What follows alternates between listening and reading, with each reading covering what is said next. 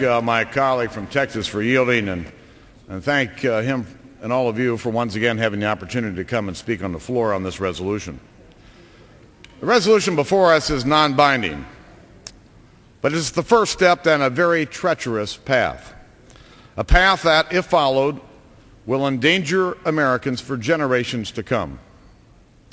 Iraq is the central front in a global war between the United States of America and radical Islamic terrorists, a war that began long before the horrific events of 9/11, a war the American people did not seek and did not start.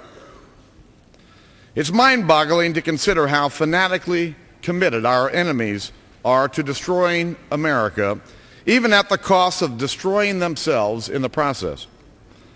Our enemies recruit young people, fill them with hate and rage, send them on suicide missions to kill innocent victims. We face an enemy that loves death more than it loves life. As Americans, we cherish freedom and democracy. Ours is a way of life. Theirs is a way of death, of murder, of suicide. The global reach of radical Islam stretches from North Africa through the Middle East to South Asia to Indonesia and to the Philippines. The other side wants Americans to believe that the war in Iraq is different from the war on terror.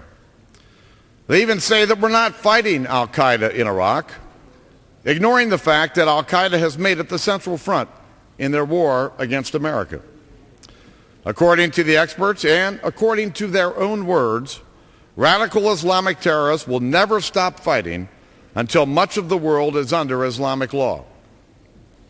In 2004, Osama bin Laden said the following about the conflict in Iraq, and I'll quote, "The whole world is watching this war and the two adversaries, the Islamic nation and the United States and its allies on the other side. It's either victory and glory or misery and humiliation," end quote. And our enemies are watching this debate. And through the Arab media, we know what they're saying. Recently, the second in command of al-Qaeda issued a warning to moderate Muslims in Iraq and Afghanistan who are working and dying to build peace and security. And he said this: "These traitors in Iraq and Afghanistan must face their inevitable fate and face up to the inescapable facts.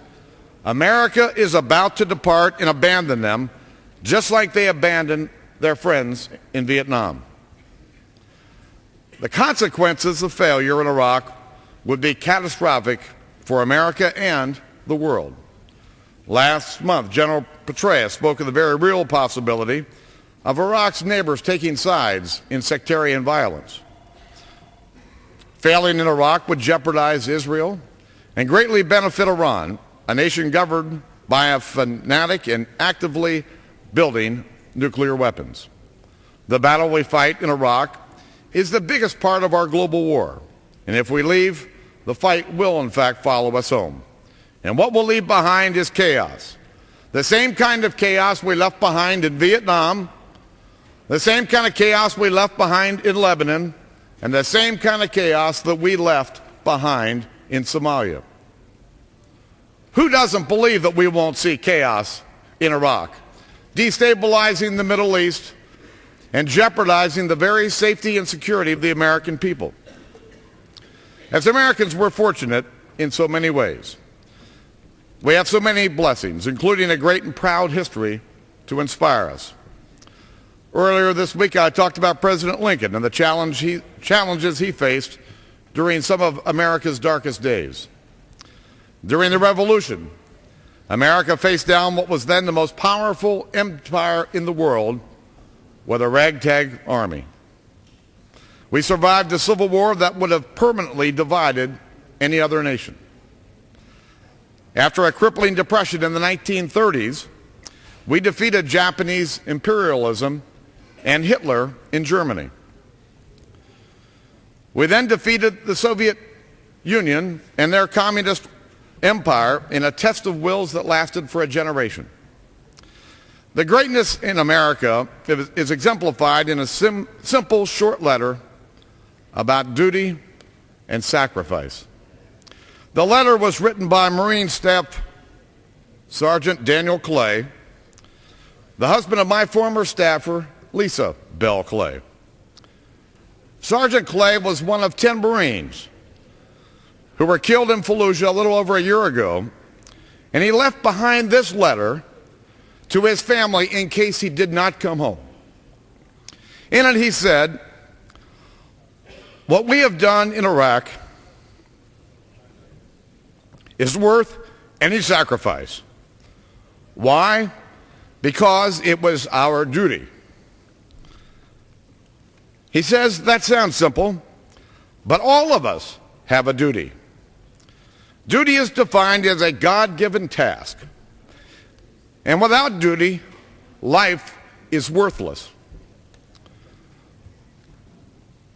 Our troops are not the only Americans who have a God-given task.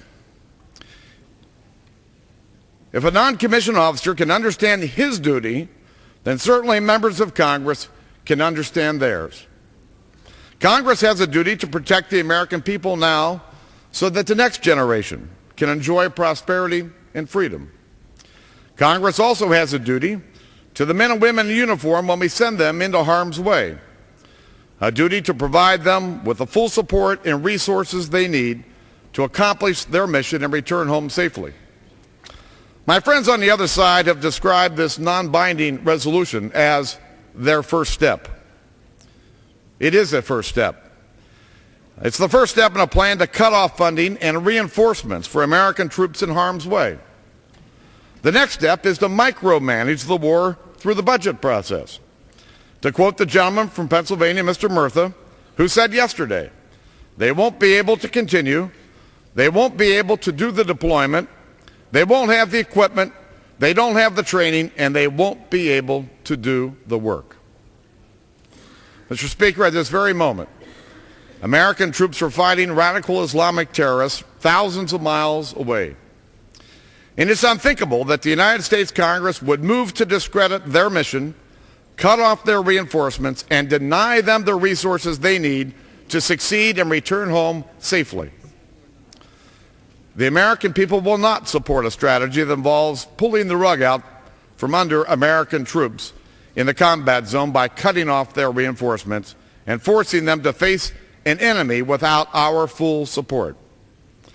This resolution is non-binding, but it's the first step toward a tragic, unthinkable goal.